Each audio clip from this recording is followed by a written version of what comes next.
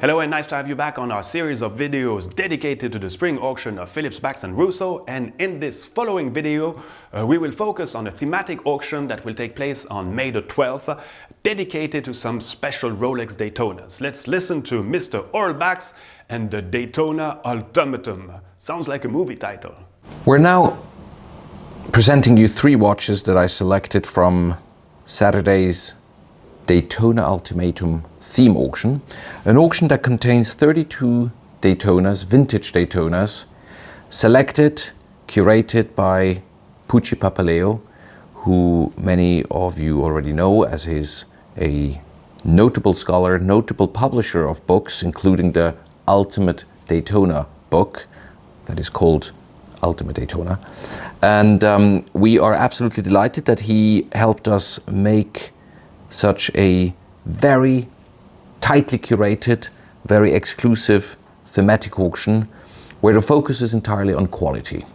Quality in terms of watches to be as they should be. That means as little wear as possible, as original as possible, with the correct attributes and components, the way a vintage Rolex by the school book should be. What do we have here today? A watch that I find often overlooked by the masses, a watch that is historically so important we cannot even overstate it. It's the so-called Ancestor. The watch is called Ancestor because it's the first cosmograph variant or model ever produced. It's from 1963, 55 years ago, over half a century. We have to put that into perspective. Coincidentally, the very same year when the Porsche 911 was born, and again an icon that, even though with its evolution, still is undeniably a Porsche 911. And this watch here, that seems like any other Daytona from far, I can assure you there's hardly anything that is as we see it from 1964-5 onwards in the history. First of all, it still features a case-back 6238. 6238 is the chronograph that has the tachometer bezel still on the dial, and we call it the pre-Daytona, because simply there were no 6239 case-backs yet available, as this is the reference of the watch. The bezel was only used in 1963, and what's special about the bezel, it has here a 275 number for kilometers or miles, and it has also those very funny centipede marks, hashes on the bezel that later became shorter or dots. The dial does not say Daytona because the Daytona name was not even yet used by Rolex in 1963. Instead, it's got an underline on the Rolex cosmograph and the so-called double Swiss designation at 6 o'clock. Consequently, collectors call this watch a underline double Swiss. And what's the particularity of the underline? The underline is a sign by Rolex used in 1963 and a little before and after to show the wearer that there's no unhealthy luminous material on the dial, as it was the case in the 40s and 50s with previous generations. The double Swiss is a result of Rolex, or respectively the dial maker, still using old cliches, stamps, that were, however, not necessarily, they were not thinking that the diameters in the bezel has started to change. And therefore, with the new bezel construction, the Swiss mark at the edge of the dial vanished as it was covered by the bezel. So they had to double stamp it, and that's why it has twice the Swiss. Once mostly hidden underneath the bezel, and a second time nearer, closer to the 6 o'clock subsidiary dial. And this example here, with the dark grey dial with the white registers, is really one of the most exceptional pieces in terms of quality. I've had the pleasure of selling, still today at a world record, a white dial double Swiss underline, and this is now the black dial. I think at 100,000 starting bid, this is, within the Daytona world, one of the most important, historically important, sort of sleeping beauties. It may not be as obvious to someone looking at your wrist across the room. I think that's the beauty as well of this watch here.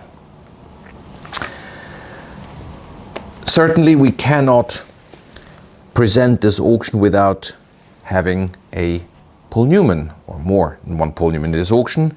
A 6239 from 1968, and what's really pleasing about this watch, it is exactly at the same specs as the Paul Newman, the Joanne Woodward Paul Newman. That means it's a 6239 in stainless steel that features the polished steel bezel, the white or off-white 3-color exotic dial, 3-color as there's also red used with the Daytona and the outer 1/5 of a second's markings. Pretty much this watch could have become the Paul Newman. Now it is a factory regular 6239 from the late 60s, estimated at 120,000 Swiss franc starting price, and we called it the déjà vu. Why the déjà vu? I think we have already seen this quite a bit in the press, in the newspapers in the last 6 to 12 months. So whoever will be the new owner next Saturday evening of this watch can be assured that he has exactly the very same watch that Philips, same specific looks of a watch, to be precise, as the one that Paul Newman had and that Philips sold for close to $18 million last October in New York. Within the Paul Newman family, there are Paul Newmans and Paul Newmans, and this one here is a 6263 reference in stainless steel with the most sought after dial configuration. It's a oyster version, that means it has screw pushers, and it is what collectors call the oyster sotto. Sotto in Italian, underneath, because it is on the third line. We hardly know a dozen, maybe 15 of these oyster sottos today. That means black 3-color oyster Paul Newman dial. The white version is called the Panda. It doesn't have the third color, and the black version is much rarer. In fact, it seems that the third line was only added when Rolex didn't have a black dial Paul Newman oyster dial in stock. This example here comes in unpolished condition. I have to say, when I saw this watch, I really wondered, is it a shoe size bigger than its peers? Look at how fat and high and well defined that case is. Furthermore, it comes with the correct Mark I pushers. It also comes with the wonderful period bracelet. And this example here, of course, published in literature, has also still the original certificate and box. That is something very meaningful to Rolex collectors. And this, I have to say, top lot is starting at 1 million francs. The current record for a oyster sotto was achieved in an auction hosted here at Philips, Geneva, in the start-stop reset auction, close to 2 million francs. I'm really delighted that from one of the most beautifully curated private Daytona collection, we were able to obtain this piece for this theme auction. Well, it will be very interesting to see how this auction will perform and if we are again going to witness some record-breaking action, most probably, I guess. So thanks for watching and see you real soon.